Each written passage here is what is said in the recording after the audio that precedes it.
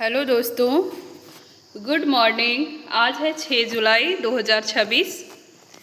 हम पुनः आ गए हैं आप लोग के समक्ष द हिंदू न्यूज़पेपर के साथ।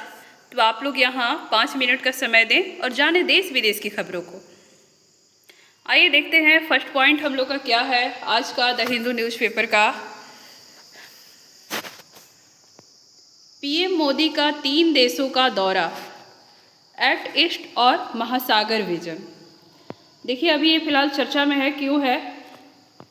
प्रधानमंत्री नरेंद्र मोदी जो है आज 6 जुलाई से इंडोनेशिया, ऑस्ट्रेलिया और न्यूजीलैंड की 6 दिवसीय यानी 6 से 11 जुलाई तक यात्रा पर रवाना हो रहे हैं। उनकी पहली रुकने की जगह जो है इंडोनेशिया है। इसका मुख्य बिंदु क्या है? देखिए, यह दौरा भारत की एक्ट ईस्ट पॉलिसी को और मजबूत करेगा।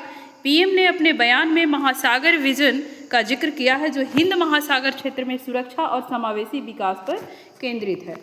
इंडोनेशिया के राष्ट्रपति प्रबोवो सुबियांतो के साथ वे द्विपक्षीय संबंधों और सांस्कृतिक धरोहरों पर चर्चा करेंगे।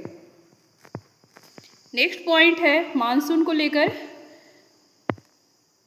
मुंबई और तटीय राज्यों में रेड अलर्ट। देश के कई हिस्सों में मानसून ने रफ्तार पकड़ ली है, जिससे सामान्य जनजीवन प्रभावित हुआ है।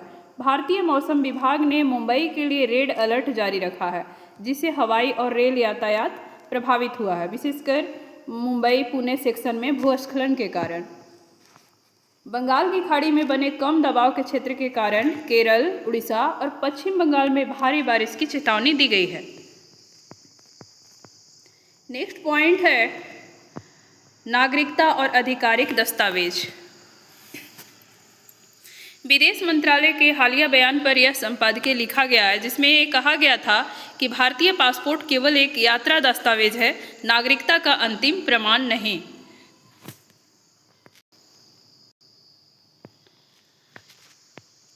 इसमें क्या है मुख्य बातें? लेखक ने इस बात पर चिंता जताई है कि अगर पासपोर्ट भी नागरिकता का अकाट्य प्रमाण नहीं है, तो आम नागरिकों के लिए अपनी नागरिकता साबित करने के मानक और जटिल हो जाएंगे।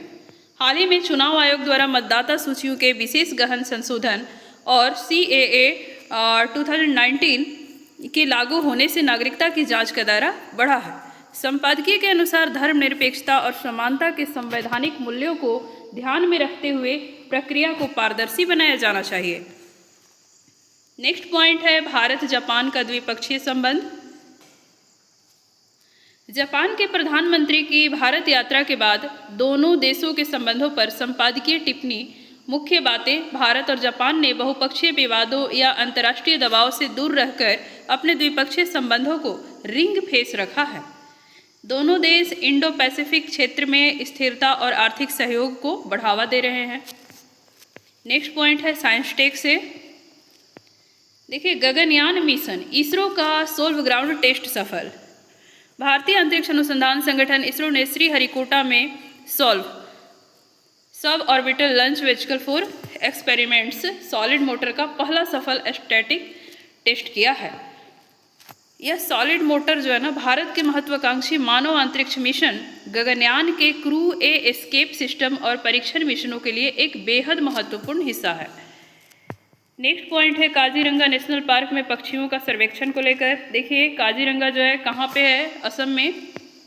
असम के काजीरंगा नेशनल पार्क में हाल ही में किए गए एक त्वरित बोर्ड सर्वे में 30 शिकारी पक्षियों और 6 सारस की प्रजातियों को रिकॉर्ड किया गया है, जो इस वेटलैंड इकोसिस्टम के स्वस्थ होने का संकेत देता है। नेक्स्ट पॉइंट है अंतर्राष्ट्रीय सुरक्षा और आंतरिक सुरक्षा पे। भारत करेगा ब्रिक्स एंटी ड्रग्स बैठक की मेजबानी। भारत आज से गुवाहाटी में 2 दिवसीय ब्रिक्स देशों के एंटी ड्रग्स एजेंटों के प्रमुखों की बैठक की मेजबानी कर रहा है। इसका मुख्य एजेंडा क्या है? देखिए, सिंथेटिक ड्रग्स जैसे फेंटालिन और मैथ की तस्करी को रोकना, खुफिया जानकारी साझा करना और ऑपरेशन कोऑर्डिनेशन को मजबूत करना। इसका आयोजन भारत का नारकोटिक्स कंट्रोल ब्यूरो कर रहा है।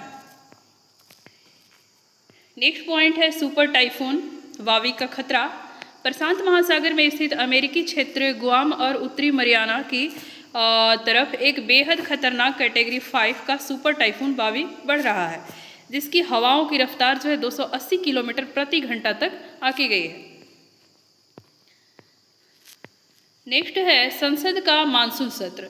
संसदीय कार्य मंत्री किरेन रिजिजू के अनुसार संसद का मानसून सत्र जो है 20 जुलाई से 13 अगस्त 2026 तक चलेगा। खेल को लेकर है नेक्स्ट, फीफा वर्ल्ड कप 2026 ने नॉकआउट मुकाबले में नॉर्वे के आर्लिंग हॉलैंड के 2 गोलों की मदद से नॉर्वे ने 5 बार की चैंपियन ब्राजील को 2-1 से हराकर बाहर कर दिया और पहली बार क्वार्टर फाइनल में जगह बनाई।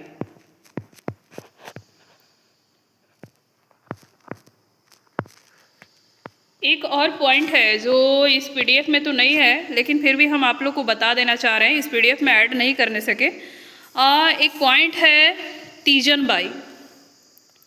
तीजन बाई जो थी वो छत्तीसगढ़ की लोक कला पंडवानी को अंतर्राष्ट्रीय ख्याति दिलवाने वाली कलाकार थी। उनका 70 वर्ष की उम्र में जो है निधन हो गया। वो लंबे समय से बीमार थी। वो पंडवानी में पंडवानी है क्या, कौन सा कला है देखिए, पंडवानी में महाभारत की कथा को काव्य और नाट्य के माध्यम से सुनाया जाता था। पंडवानी कला को महिलाएं जो है बैठकर वेदमती स्टाइल में करती थी, लेकिन तीजन बाई जो हैं वो महिलाओं का जो था लगा हुआ उसको तोड़ करके तीजन बाई पुरुषों की तरह खड़े होकर कपालिका स्टाइल में इस नाट्य को प्रदर्शित किया। तो उनको जो है पद्म विभूषण, पद्म भूषण और पद्मश्री से सम्मानित किया गया था। तो एक बहुत ही बहादुर महिला थी। तो हम सबको भी कुछ अच्छा सोचना चाहिए, अच्छा करना चाहिए। कितने लोग हैं जो अपने देश के लिए कुछ अच्छा करके गए, जिनका नाम आज भी हम लोग सुन रहे हैं। चलिए आज के लिए बस इतना ही। बहुत बहुत धन्यवाद।